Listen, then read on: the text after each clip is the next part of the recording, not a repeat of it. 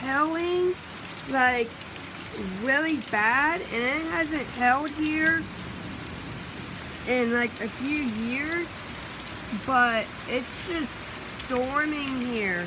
I bet we are getting that storm that down south was getting. Yes, look at this, guys. I can't believe. I just wanted to show you this. Okay, love you guys. Bye. Here is the squirrel.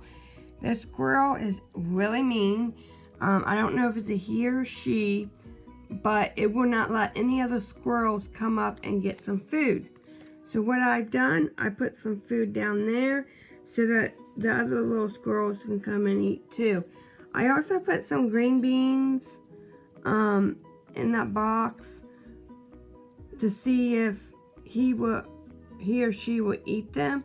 I don't know if squirrels eat green beans. I know they do corn, and that's hard cracked corn. And he's just having a ball eating. And I know they love peaches. They ate all the peaches off my tree. Look at that big old belly.